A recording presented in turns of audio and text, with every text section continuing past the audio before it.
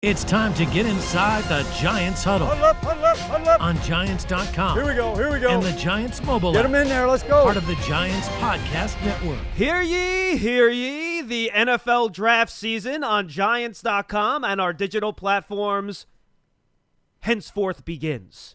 John Schmeelk and Paul Dottino with you on the Giants Huddle podcast. Today's guest from the NFL Draft Bible and now affiliated with some other stuff too, Ric Serritella. We'll get to Rick in a second, but first I want to remind you folks that the Giants Huddle podcast is part of the Giants Podcast Network, which is presented by Investors Bank. You can find the archive of all our shows, including the Giants Huddle podcast, Big Blue Kickoff Live, and Giants Rewind on Giants.com/podcast, the Giants mobile app, and your favorite podcast platform. So I got two paisans with me today. I got Mr. Dottino, and I got our good friend Ric Serritella from NFL Draft Bible, also an advanced scout for the NFL PA Bowl. And Rick, you guys just are about to come to an agreement with Sports Illustrated, right? Tell us all about it.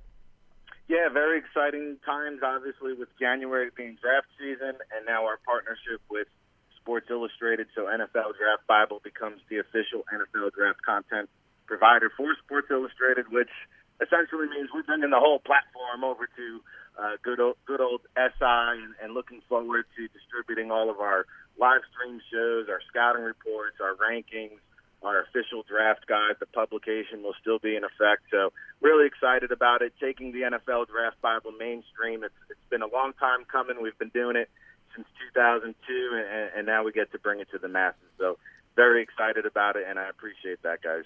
Well, Rick, it's a great time to jump to an even larger platform because I think right now the general public and the football fan out there, with everything that's gone on with the opt-outs and the pandemic and everything else, it is probably going to be the most hungry that a fan could possibly be to uncover whatever information they can get their hands on, being that, let's face it, a lot of us were unable to see, watching TV on our own homes, a lot of these prospects who are going to be talked about. No, that's exactly right, Paul. And I think there's a need not only for the fans, but for the team. Because, I interact with a lot of these scouts, and they said, hey, what you guys have, we don't even have. And so, I hope that if it's good enough for the team, I hope it's good enough for the fans. But, you're exactly right. I mean, this is an unprecedented draft process and evaluation process. Last year, obviously, a lot of the pro days got wiped out, but now we're hitting uncharted territory here. Possible no combine. We don't know what the pro day scene will look like here at the NFLPA Collegiate Bowl. We're having our virtual event. We also lost the East-West Shrine game. So, if you weren't one of those 100 or 120 players invited down to Mobile for the Senior Bowl, it's going to be very difficult for prospects to get on the NFL radar, and there just hasn't been the in-season scouting, the scouts down on the field interacting with the coaches, getting to know the players. The groupthink is a big thing. It's a big thing, and we don't have any of that this year. Can I just follow up 1 second here, John? Yeah, go Rick, ahead. I want you to just go through for 1 moment now the combine, the pro days, the regional combines. How much has actually been saved? By my understanding, the Senior Bowl is still safe and the Hula Bowl is still safe, and everything else has either been mutated to a very heavy degree or is not really at the moment necessarily going to happen. Is that how you understand it? As of this podcast, mid-January, we don't have a combine date, and to me, the chances of having one during the normal scheduled time is probably not going to happen, because my understanding is if there is a combine, it will be done in a way or a manner where the players are staggered. It will take 2 weeks instead of 1 week to pull it off. You're flying in 350 players from around the country, bringing them into the Indianapolis medical facilities, and there's a lot of angst about that. There's a lot of pushback from city officials. Now, we know hotels, restaurants, they're giving refunds to people. The convention center is not open. And then, oh, by the way, the Final Four is now taking place. The entire tournament is taking place in Indianapolis. So because the NFL would need 2 weeks to do this thing, it would, basically coincide with March Madness. Now, what they can do is push it to April, I'm told, have it the first week of April, and then essentially, you have 2 weeks until the draft to kind of reset your board accordingly based on what happens with the combine. But, the main thing here is they need the medical reports. And if they can't get it done in Indianapolis, then you're looking at a possible regional combine scenario. And there will be no positional drills, from what I'm told. So they'll be lucky to get a 40 and short shuttle and vertical and things of that nature. But it's going to be a very condensed format, if it even happens at all. And, I think that's the reality is there will be either no combine or a consolidated version. Interesting. And, Rick, I think what makes it then even more interesting is that my understanding is that 99% of these colleges have not allowed scouts on campus for most of this season for the teams that have played. Is that your understanding as well? How blind right now are these NFL scouts in terms of how they're working? Because if you eliminate the large majority of this, postseason draft process, and these guys weren't allowed to be at practices, get to know these guys over the course of the year, it feels like everybody's kind of flying blind here a little bit. It's really going to be a lot of value placed on experienced scouts, because now what you have is, all 32 teams contacting the pro liaisons at the colleges and the universities. And guess what? If you're new to the scouting trails, you don't necessarily get that call back. I mean, these guys only have so much time in a day. Take it how you want it. It's really not the university, the coaching staff, or the school's responsibility once you graduate or leave that program. Their priority, their main concern is really not, getting you to the next level. I'm sure they'll help you out where they can, but it's not a priority. So I think the experienced scouts have the upper hand here because they do get those callbacks. They do get that information, but a lot of that personalized, one-on-one, being able to interact with the player, because the other thing is the NCAA granted an extra year of eligibility to every single player. So technically, even the seniors have to, quote-unquote, declare for the draft. And if you're considered an underclassman, scouts are not allowed to talk to you.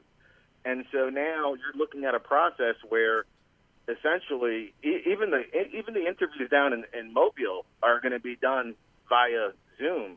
So do you ever really get a chance to sit down, look this player face-to-face, get to know him as a person? As you guys know, you lose some of that personal authenticity on a Zoom, and now you got to figure out what's in the mind, what's in the heart, and invest millions of dollars into an individual. And I think what you'll find is the experienced scouting staffs will succeed, and there will probably be more misses than any year before. So, Rick, just to confirm very quickly, your understanding is like mine that these guys have not been allowed on campus over the course of the year?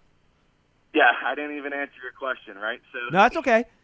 They have been limited at some universities, but it's not where you're allowed down on the field.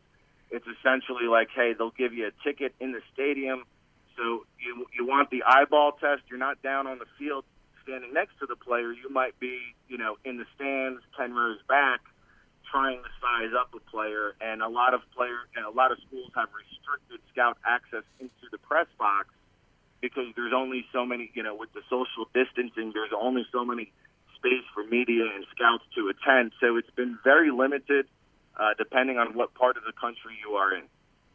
So, Rick, obviously, and we talked a little bit about this last year because this thing was already kind of hovering around us, not to the degree that it is right now, but the tape work becomes basically the bulk of, if not everything, in most cases, of what you have on a player. Has that been at all difficult in terms of being able to acquire enough of tape and video and film and all that stuff that you need to get on all the different prospects? Because I would assume that, Dave Gettleman talks about eyes bleeding, you watch so much tape. I got to think that that's really what everybody's going through right now, is trying to make sure they've got enough video on everybody. Yeah, and I think there's a little bit of cabin fever for the scouts because that's basically all they can do. And so, they're going back through last year's film, this year's film, but they really want to get out on the scouting trails and obviously do that in a safe manner. But, yeah, getting film is going to be the priority. And, a lot of teams' boards aren't really going to be changing much between now and April if the combine is even held, because really, what do you base it on? I mean, after the Senior Bowl, that could be it, right? And so, the film is going to be your grade, and I think, again, where we lose out is we saw 6 FCS players drafted last year. That was an all-time low. The previous all-time low was the year before, which was 18.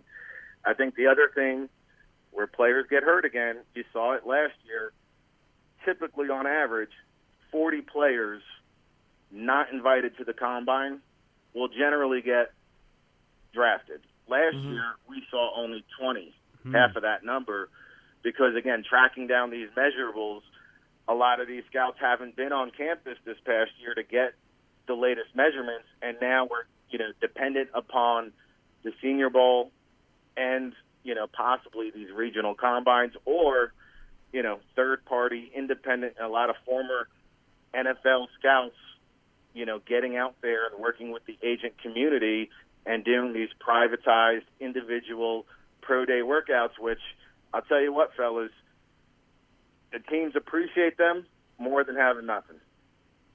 Interesting. But you got to always wonder if you can trust those. I remember a couple of those numbers that came out of those workouts last year. Oh, yeah, he ran a 4.2940. And you just got to roll your eyes and you're like, no, you didn't. This guy ran a 4.55 at the combine. He didn't run a 4.29 on his pro day. Sorry, fellas, guys. my agent said that I ran a 3.5, but nobody believed me. Exactly. The New York Giants and Quest Diagnostics want our fans to come back stronger than ever. Now you can order your own lab test through Quest Direct to get the health answers you need most.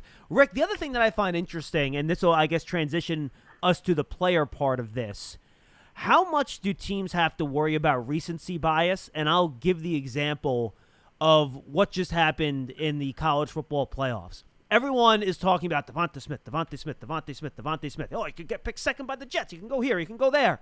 It's like, did everybody forget what Jamar Chase did last year? Just because they haven't seen him in a while. You got guys like Micah Parsons, Penei Sewell. Go through the guys that opted out but are just phenomenal players, but you haven't seen them play in a year.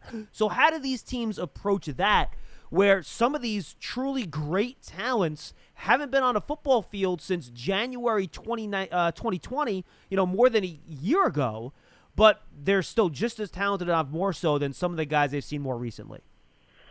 Yeah, and I think, for the guys who opted out, like, Jamar Chase, Penei Sewell, these are blue-chip talents, right? And they can lean on last year's film. I remember being at the Combine with you guys and talking about Jamar Chase. We asked all the cornerbacks, who's the toughest receiver you tried to cover throughout your career. It was unanimous.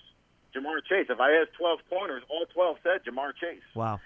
And I think, in this year's draft class, what's remarkable, if you look at it, out of all the receivers in this year's draft and all of college football, in fact, plays of over 20 yards for their career, Jamar Chase is still number 2 in all of college football amongst wide receivers behind Devontae Smith. Wow. And that's incredible considering he didn't even play this year. That is crazy. Man. So, I mean, that just goes to show you what type of player that is. But, I do think, another recency bias that I might start having now is one-year starters because, I missed the boat on Dwayne Haskins. I'll admit that. I had a first-round grade on him. I thought he had the potential. Now, it's pretty quick to call him a bust, but he's already moving on, right? And you look at previous one-year starters, and again, I apologize for those who listen to me if I'm a little bit repetitive, but you look back in the last 40 years or so of the NFL draft, the most successful one-year starters are Mitchell Trubisky and Mark Sanchez.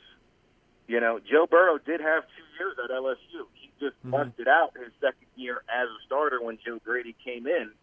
But I think now you have to wonder, a guy like Trey Lance, where he started basically 13 games in his entire college career, you're seeing him as high as the second quarterback in this draft. And then I talked to some NFL scouts who say he's a day 3 prospect for me.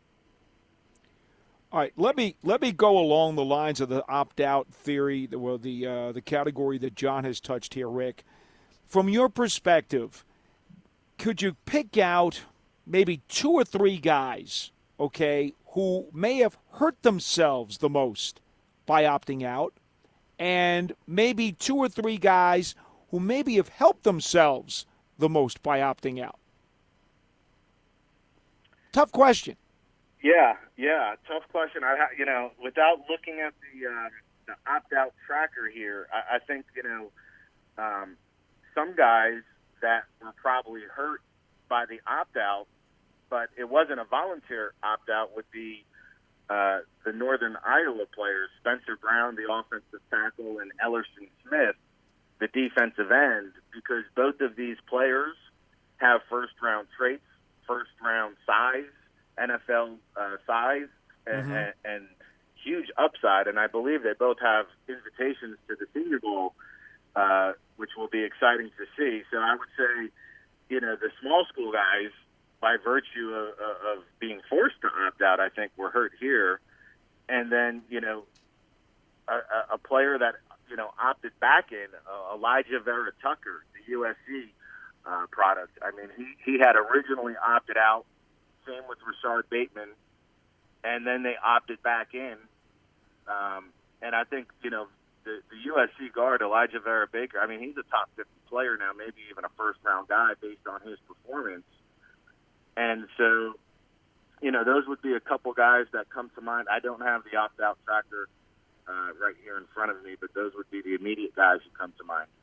Do you think that it's true, Rick, though, that some of these guys who may have had a terrific, let's just say, sophomore or junior year, right, who were able to opt out this year, maybe, and I know this does happen, there are guys who drop in their final year. They were ranked maybe in the top 5 last year, and then this year all of a sudden they fell because they went backwards. I remember Justin Herbert went backwards on a lot of people's boards.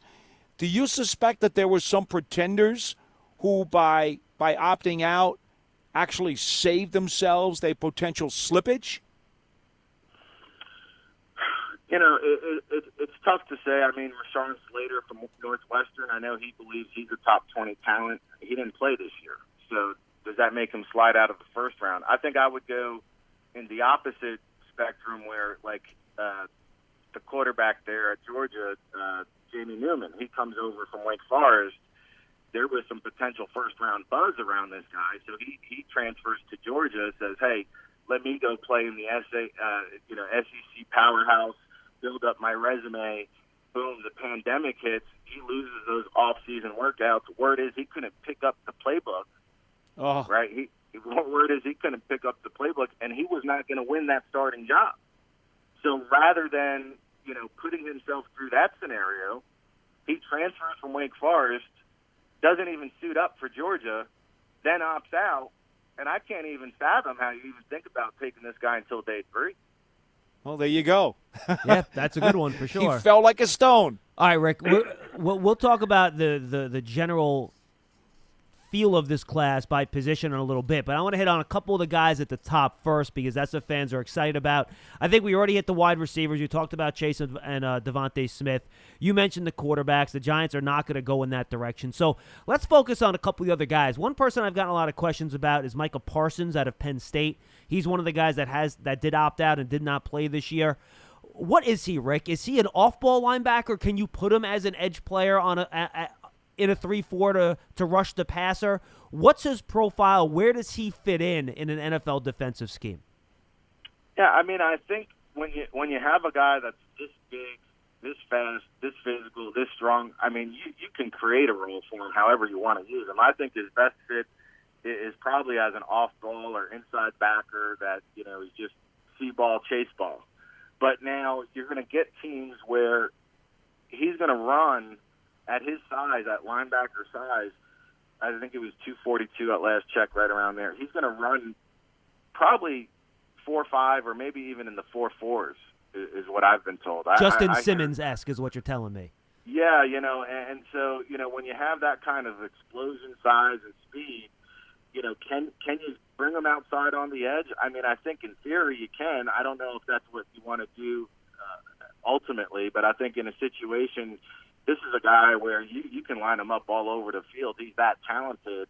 And, again, I think he might set a record in terms of 40-yard dash time if he gets that opportunity for a linebacker. Well, why don't we stay with defense then, Rick, because the other position of really big need besides edge rusher on defense for the Giants is corner. And Patrick Surtain has a lot of supporters, but then there are some people who think that, if you want to pick him at 11, that might be a tad high. Now, at least he was able to play this season, not like everybody else. Where do you see his value? And Rick, I'll add Caleb Fairley to that mix because I feel like those are kind of the two guys that are at the top of most cornerback. Yeah, boards. that's fair. Yeah, I think you can add Fairley to the mix. Now, he's someone who I think did opt out early on in the process, and I'm a little bit higher on Surtain. I just think the body of work is better. He's gone up against top guys week in and week out, has great size, speed, can play on the boundary. And so I would also probably put J.C. Horn of South Carolina in there. I don't think he's getting the respect he deserves because you take a look at what he's accomplished at South Carolina, another one of these long, lengthy corners. I would not be surprised if J.C. Horn, in fact, is the first corner off the board, followed by Surtain and then Farley. So that's kind of how we have them. And then Eric Stokes is a guy that doesn't have as great a size as some of those players, but you take a look at his film and his traits and his man coverage. Eric Stokes, in fact, Georgia's got a slew of cornerbacks, but Stokes could be a dark horse round one candidate. How about Surtain's speed? You mentioned that. I know a lot of people are afraid he might not test well in the 40, Rick. What do you think about that? Yeah, I think we have him in the low 4 or 5 range to run in that kind of area, but, his change of direction, he has the hips, and I think sometimes speed can be a little bit overrated because they're all big, they're all fast, and if we just went by, straight line speed, well then, hey, Eli Apple would still be playing for the Giants, right? Paul mentioned edge rusher, Rick, is another spot where the Giants are going to have to focus in on a little bit in this draft class and maybe free agency before that, who knows. How do you view this edge class? Is anybody you think potentially worth that pick at 11, and how deep does the class go? I think you can state a case with Gregory Rousseau from Miami, another one of these opt-outs that's kind of, out of sight, out of mind. Now, I thought a couple years back, before Manny Diaz got that head coaching job, he was speaking about Gregory Rousseau and said this is a Manny Lawson clone. Now, some people might say, hey, well, if you're giving me Manny Lawson at 11, I'll pass. But, but hey, at the end of the day, he had, later on in his career especially, some productive double-digit sack seasons. And I think that's what you're getting with the Gregory Rousseau, a guy that can be a dependable starter, maybe not an all-pro or a Pro Bowl, but a guy that can, consistently rack you up a handful of sacks on a yearly basis just because he's going to win with that power and that size and that, ability to get after the quarterback. Now, the guy you got to watch out for in a 34 scheme is this Azeez Ojulari from Georgia, who really came on like a gangbuster down the stretch of the season, a redshirt sophomore who I think is going to be declaring if he hasn't already officially declared. And then you've got Rousseau's teammates, right? Jalen Phillips is the one guy, coming into the season it was Quincy Roche, the transfer from Temple, but then it was Jalen Phillips who stole his thunder, and he's also a transfer from UCLA. This kid was a 5-star recruit, had some injuries at UCLA. I think he even had to take a year off. His explosiveness off the edge and what he was able to do this past season, Jalen Phillips, while he might not be the guy you want at 11 when you're coming back around again in round 2, if you don't go edge rusher in round 1, Jalen Phillips would be a guy that offers a lot of appeal. And then Kwity Paye from Michigan, I think he's a first-rounder at this point, and I think, he had a productive season there for the Wolverines, and he's probably their top prospect. Rick, based on the tea leaves that you've put in front of us, it sounds as though of the Giants' 3 biggest needs going into this offseason, edge rusher, cornerback 2, and wide receiver 1, they would best be looking at top value at wide receiver at 11 as opposed to the other two positions. Am I reading this correctly?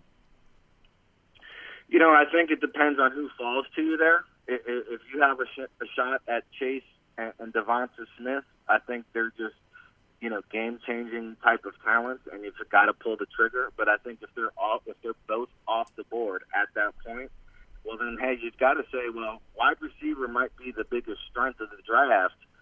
Can we go offensive tackle and dare I say, a Christian Darrisaw from Virginia Tech, or even a Samuel Kosi from Texas, and then come back around and get a wide receiver in round 2. I think if Chase and Smith are off the board, you've got to consider that option. Yeah, Rick, we saw, and I think this is a good place to take this conversation. I want to ask a two-part question. The first part I'll let you answer, then I'll give you a follow-up. Once you get past Smith and Chase, how big is that drop-off to that next group? And I guess, Jalen Waddle's in that group. Is Bateman in that group?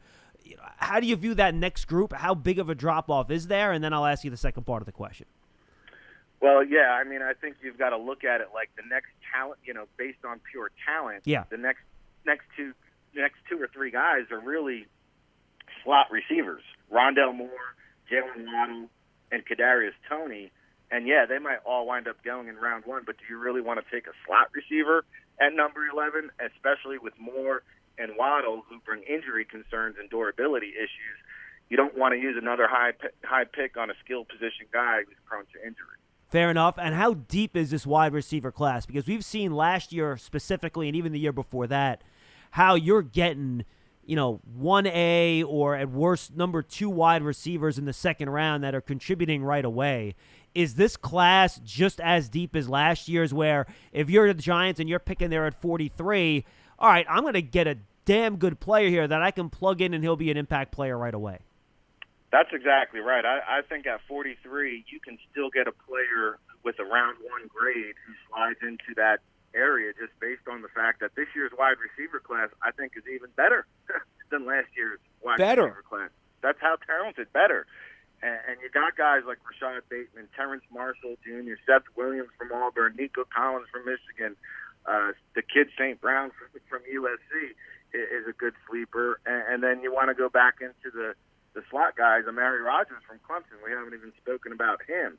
So I think all those guys I just mentioned could be in play at number 43. Interesting, though, Rick, most of these receivers are on the smaller side. To me, when you were just going through that list and you were naming a bunch of second-level guys, Marshall's obviously a skyscraper. Nico Collins from Michigan is a skyscraper. To me, maybe, I don't know, Seth Williams, do you consider him kind of borderline skyscraper? Other than that, what concerns me, and maybe it's just my bias in that I'd like to see the Giants get a bigger guy, most of these top-level folks are on the smaller side.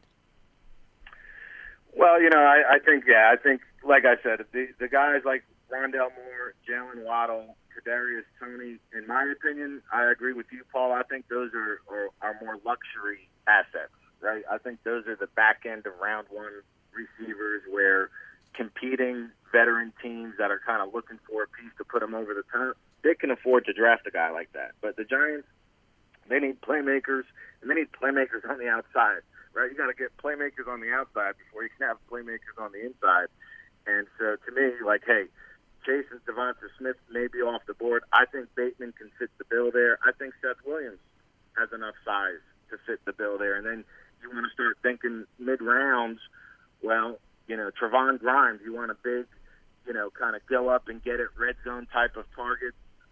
He'll be down at the Senior Bowl. Tyler Vaughn, you look at him, he's about 6'2", 6'3" out there at USC. And you saw Michael Pittman's development there in Indianapolis down the stretch of the season. Tyler Vaughn, in some people's opinion, could be even a higher-rated prospect, but I think he brings a lot of those similar skill sets. All right, let's stick with skill position guys here and go to the tight end position. I want to focus on Kyle Pitts. Dane Brugler released a mock draft a couple days ago. He had the Giants picking Pitts at 11. Is he that special of a player, Rick, where he could be that tight end that is worth a top 15 selection? Oh, absolutely. And I just don't see him being available at 11. To me, Wow. he's one of the top Okay. 5 players in this year's draft. I mean, he is really a bulked up Shannon Sharp. I mean, this guy is a mismatched nightmare. I'm not sure I've seen quite the polished receiving product to come out of college like I have in Kyle Pitts. I find it almost impossible for him to last till 11. Can he block? He can block good enough when you catch like that. Oh, man, I like that answer a lot.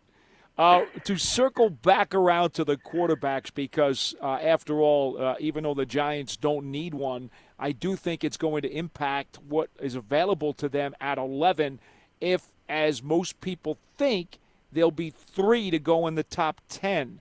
Is that the way you're handicapping it so far? Yeah, I think Lawrence and Fields are surefire locks there. I think Zach Wilson is a guy. I would not be surprised ultimately if Wilson comes off the board before Justin Fields. I think there's some love in the NFL that people are asking themselves, not only is he better, they're not asking if he's just better than Justin Fields. Some teams are asking if Zach Wilson's the best quarterback in this year's draft. And so, I think whether the teams remain intact or there's some trade-ups, Lawrence, Fields, Zach Wilson, to me, are all top 10 picks. And then, I think you've got, in terms of first round, could they slide into the top 10? Maybe Trey Lance, because all it takes is one team to fall in love. But I think, those would be the 4 potential top 10 quarterbacks. Who else would go in the first round, do you think? Mac Jones, you think he squeezes in? I think Mac Jones, a team like the Steelers, if they want to bring back Big Ben for a year, I think Mac Jones could be kind of the quarterback they thought Mason Rudolph was. So I could see it. Interesting. All right, let's wrap up the offensive side of the ball. We got running backs and O-line. Now, we kind of talked a little bit about the offensive tackles. We all know Penei Sewell is not going to be there for the Giants at 11. You mentioned some names earlier. A guy like Rashawn Slater, who I think some people think Rick could either be a guard or a tackle and has some versatility. What other offensive tackles or offensive linemen, I'll just throw it out there that generically, if the Giants decide to go in that direction at 11, could they or should they be considering? Well, I think Rashawn Slater is an interesting case study because this is where the measurements come into play. He's not going to have those 34-inch benchmark arms, right? And I think that can hurt him in the process. So, is he in consideration there at 11? I wouldn't rule it out. That's for sure.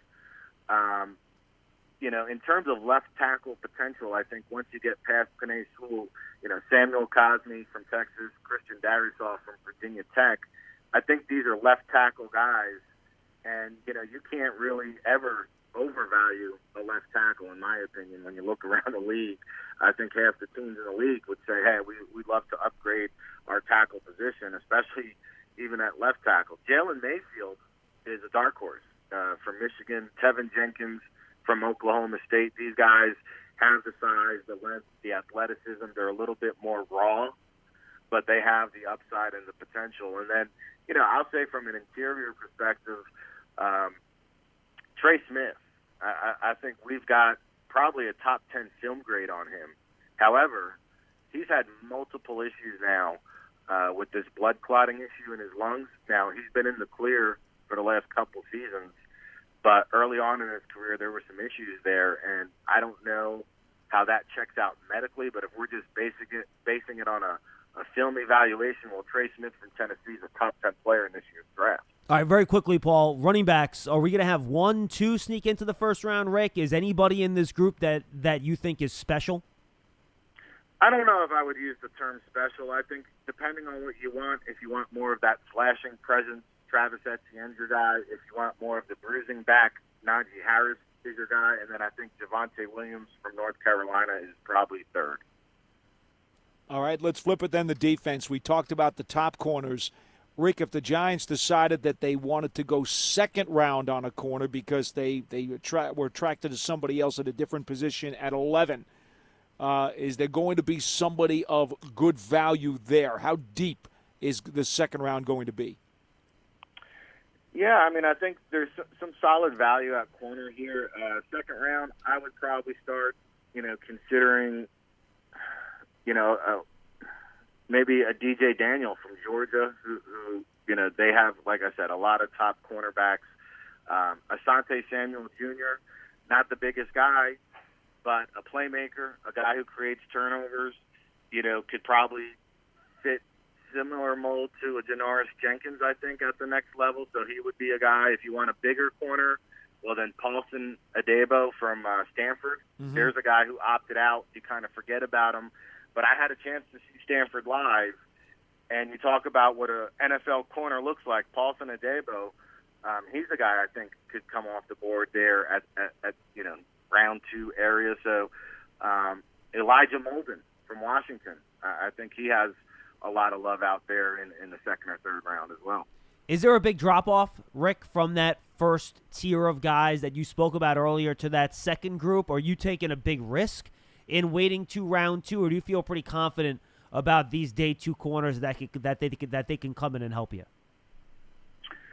Well, I'm not sure if I feel good about anybody really being a lockdown solid, corner 1 kind of guy. I think there's a lot of cornerback 2s in this market. So, Sean Wade is a guy where coming into the season, a lot of people thought he would be a first-round guy. In fact, Chase Young even went on record and told me at the Maxwell Club last year that Sean Wade was a better player than Jeffrey Okudah, who went number 4 overall, I think. So, but, based on what I saw with Sean Wade, I don't think he's a boundary corner.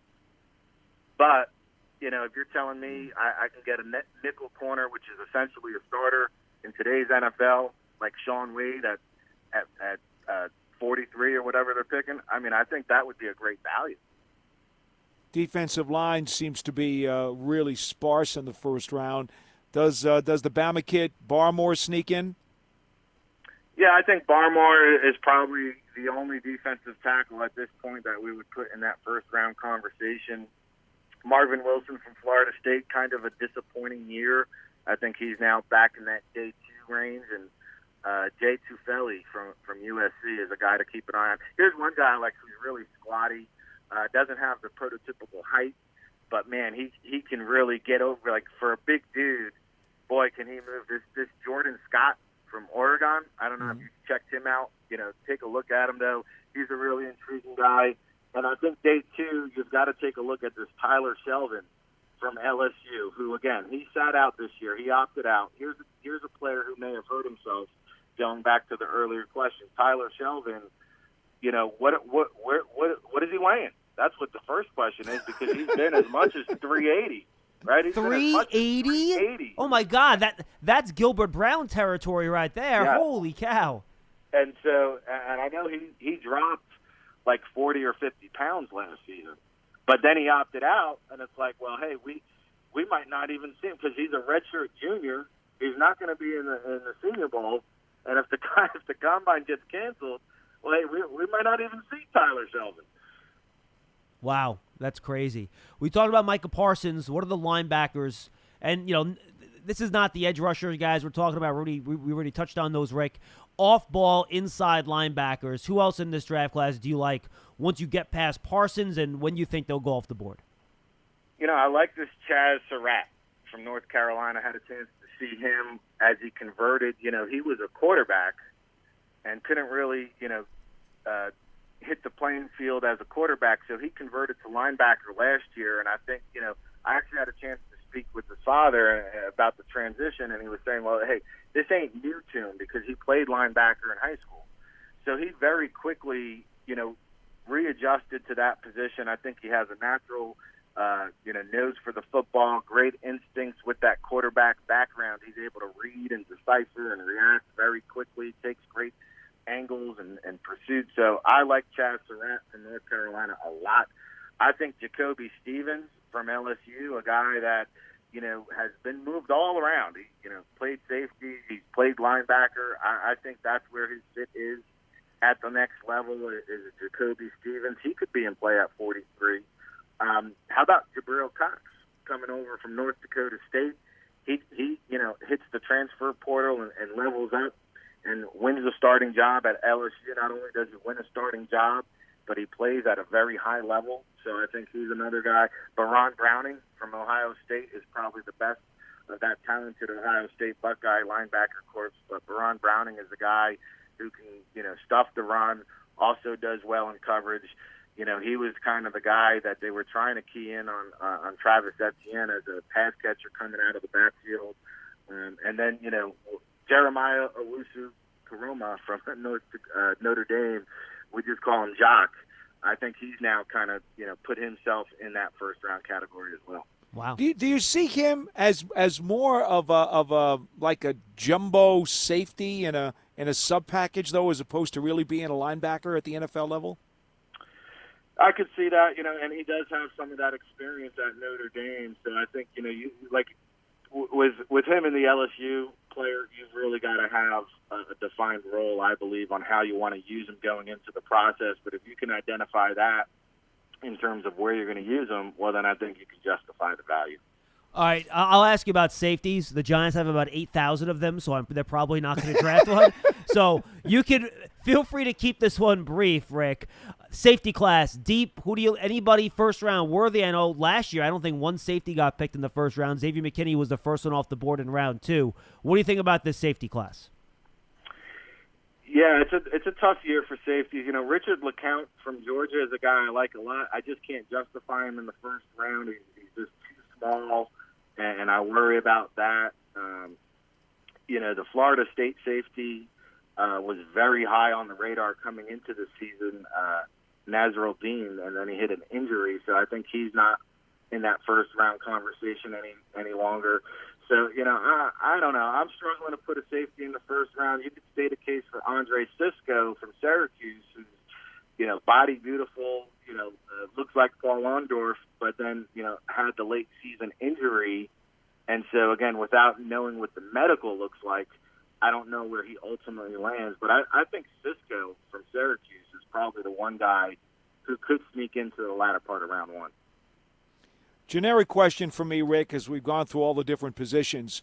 I know that you don't know exactly what the schedule holds for the next offseason. Are there any things that you know for sure that you're going to be able to attend or to go through that, at this point it's like, all right, I know I'm going to get this at the very minimum, and then we're just going to have to see how the rest of the stuff kind of sorts itself out?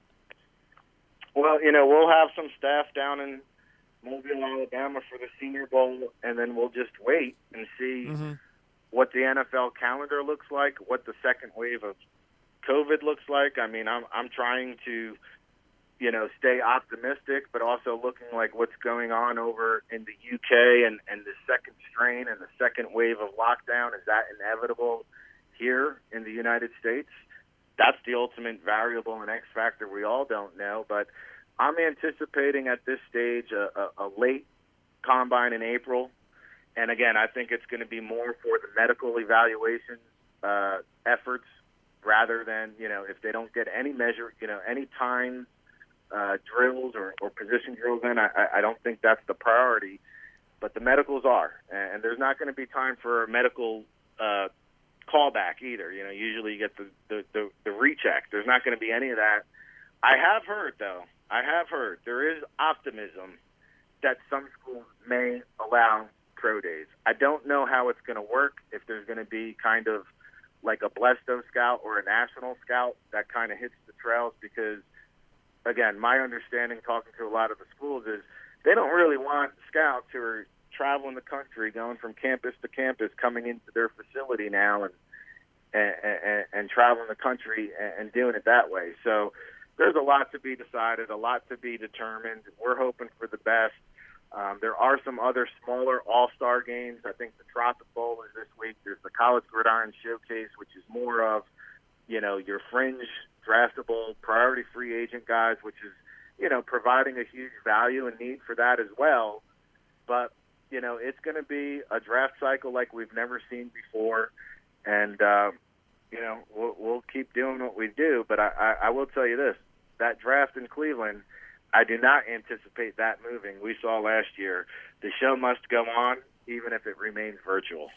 All right, folks, just want to remind you to get a New York Giants checking account from Investors Bank with a Giants-branded debit card, security features, and discounts at the Giants online shop. You can earn up to $250 when you open an account at investorsbank.com/Giants. Member FDIC. Rick, I have two others for you real quick before we say goodbye, and then I'll let Paul give you one more if he has it.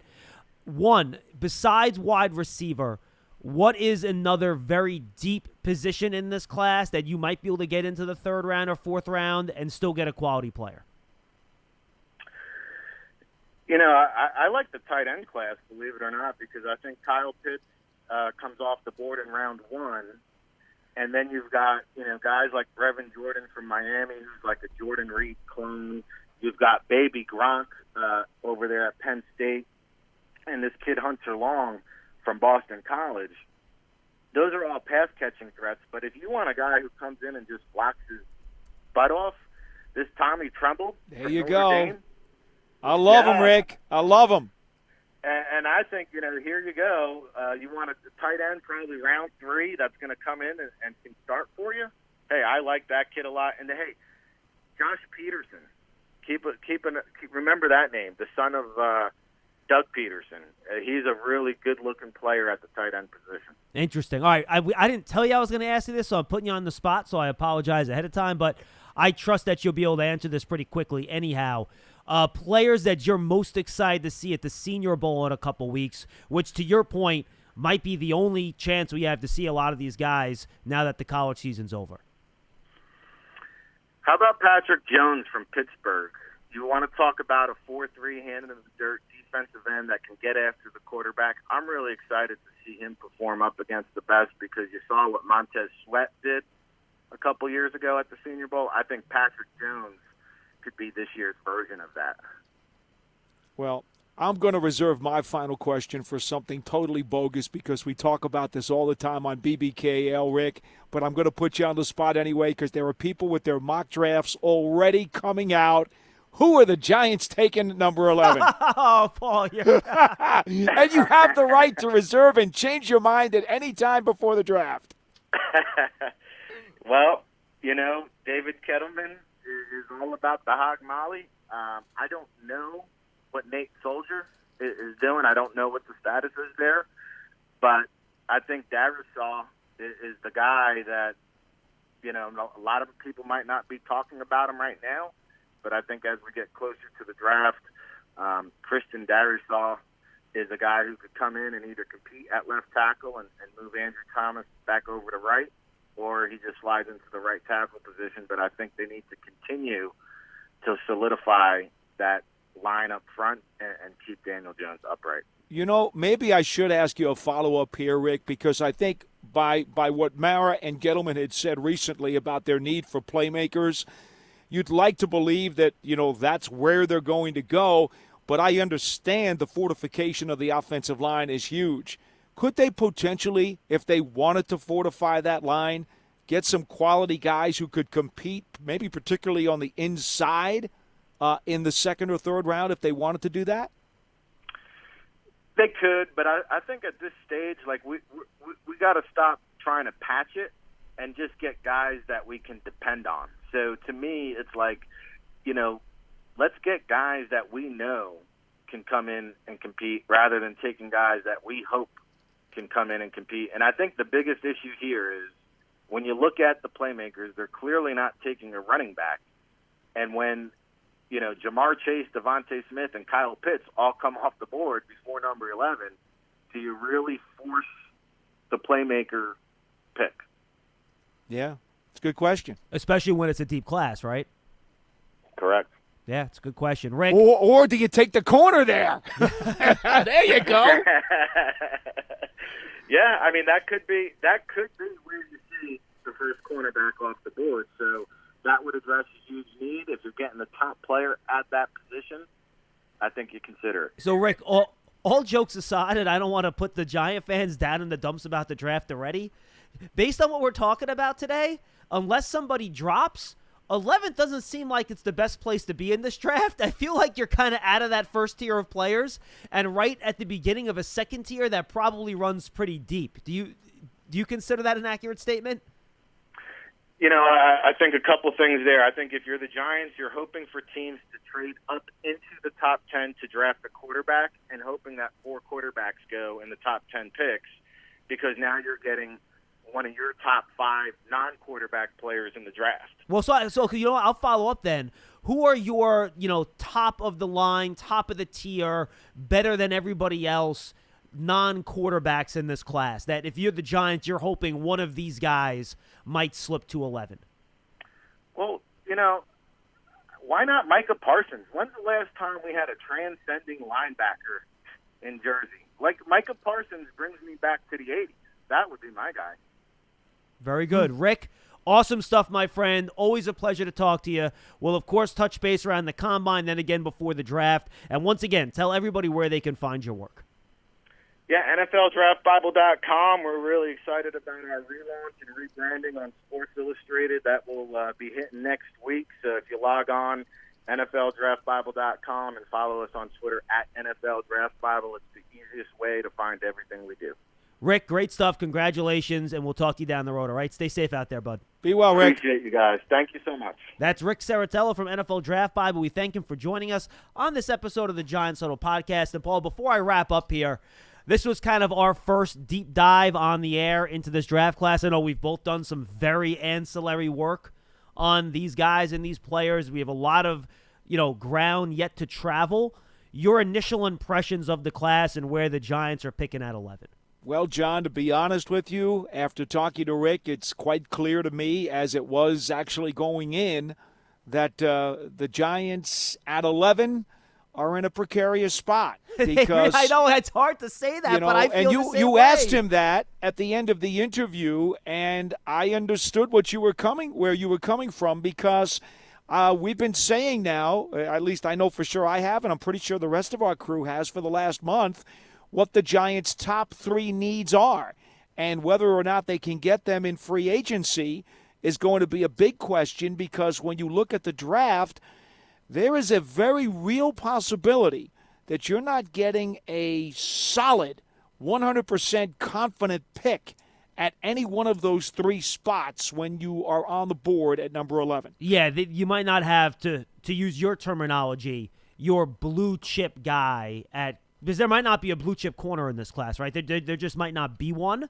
So even if you get the first corner, that guy might, there might not be a Jeffrey Okudah type in this draft, right? Doesn't look like it. No. And then you go to wide receiver, and you have those 2 guys at the top, but then there's a bit of a drop-off, to Rick's point. So why would you pick one at 11 when you can get a guy that's nearly just as good at 43, right? Well, according to my glossary, those are the red chippers. Right, I agree, 100%. And that's the problem. Right, and then you go to edge rusher, and there might not even be a player that's worth a top 15 pick in this class, depending on what you think of Rousseau, Kwity Paye, and those guys. So you might be a situation where you have to go to a position that maybe isn't as big of a need to get the better player. And frankly, Paul, I'll be honest with you, at 6 and 10, I don't have a problem with that, because you're still trying to build a talent base, right? You're still trying to get as many blue chip players as possible, because let's be honest, when you look at the Giants roster right now, how many blue chip players do you see? I would say you don't have enough of them yet to be a, contending team. So would you rather just pick a blue chipper at a spot that's not necessarily a position of big need than pick a red chip prospect at a position of need? So that might end up being where we wind up when all is said and done here. Well, this is one of the reasons, and if not one of, certainly a could even be the number one reason why anybody who said going into the final week that the Giants are better off not making the playoffs than making it because they're going to pick 19 instead of 11. Well, after hearing this conversation today, do you now understand why that would have really not made a whole lot of difference? Yeah. I mean, You're really. Right. No, you're right. You win the division, get into the playoffs. Okay, so you pick 19 instead of 11. What's the big deal? Based on the way this draft matches up to their holes, that fall would not have been worth missing out on the playoffs. Yeah. Well, we'll see what happens, Paul. We got a long way to go, but I thought Rick gave us a great introduction to everything Giant fans should be keeping an eye on when the draft hits. well, I'm not even going to say when, because who knows? It could get pushed back a little bit. Who the heck knows? And who knows if we're having a combine. But we do have the Senior Bowls in a couple weeks, and that should be a lot of fun. Paul, good stuff, my friend. Appreciate it. Enjoy it, John. That's Paul Dottino. I'm John Schmeelk. Thanks for being with us for this episode of the Giants Huddle Podcast.